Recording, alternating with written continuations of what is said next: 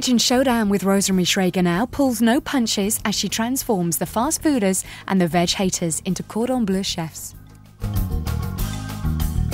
Hope you're making enough for 3. You're going out. Oh, really? Then I might just have to tell her about the incident with the banjo. So, medium or rare? An Appetite for Living is sponsored by Schwartz.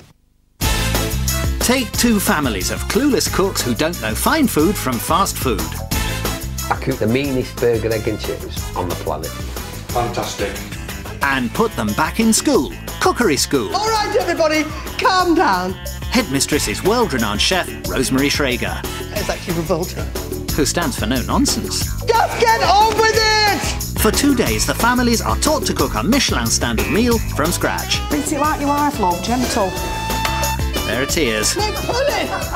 Oh, I just want to die. There are tantrums. You're taking all day, move anyway. You can't be fussed with it. And tickled taste buds. Finish the whole blooming lot. At the end of it, they have to compete against each other and the clock to produce a perfect meal for a panel of judges. A little bit chewy. Slightly raw. We're winning.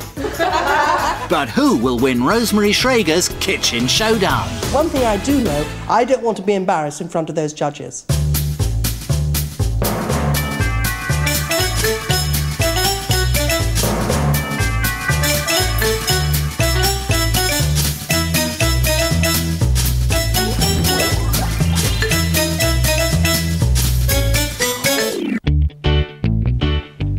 Ashton-under-Lyne in Lancashire is home to minicab firm boss Martin Tighe, his wife Gaynor, and sons Daniel, 20, and 15-year-old Matthew. Self-confessed plain eaters, what the family terms fancy food is not on the menu. I wouldn't know what to do with an aubergine if somebody paid me for it. Say, do this with an aubergine, what do you do with one? In our fridge on the top shelf we have bread, which I've got 4 loaves in there at the moment because Martin likes his bread. Pork chop loins, bacon, sausages, then black things, a big, like a big purple plum. But I don't know what you do with it. The Tighes worship their lean, mean cooking machine, although it's doing nothing for their waistlines. These vegetables are Daniel's. I wouldn't be seen dead chopping these vegetables. Daniel, who has a more adventurous palate than the rest of the family, cooks all his own meals, including his favourite, Chinese sweet and sour. He's battling to tempt his family away from traditional British fare. I think they should change, yeah, because they're just using the same thing all the time. They use the grill too much. You should just use the grill more because it's less fattening. But not all the time. Luckily, he's got support from Mum and Dad.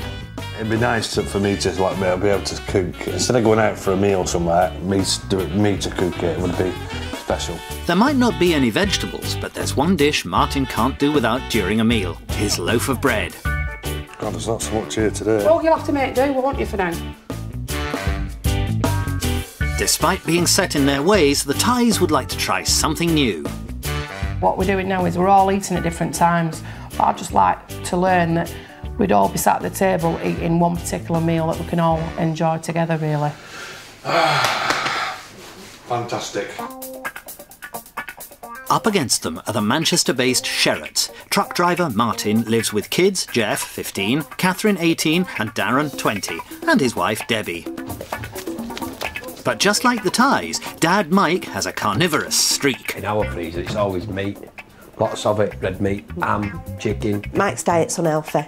Just likes everything that's no good for you. My favourite, suet pudding, steak and kidney. Top of the list is a good old English fry-up. I cook the meanest burger, egg and chips on the planet because the burgers are soft, the eggs are white and runny, the chips are brown and burnt, and 4 rounds of bread and you can't beat it. Only 4 rounds, Mike? You're not in Martin Tighe's league. But while Martin worships a grilling machine, Mike's god is his deep-fat fryer, complete with vintage oil. It's about 4 months old, it's not been cleaned, and all it does is add flavour and taste to chips. Nectar. But the rest of the family is not convinced. Oh, that's just pure grease, pure fat. Catherine, that's the business. Look at that, Jeffrey, proper runny eggs. So while Debbie and the kids tuck into a basic salad with the obligatory side order of sliced white...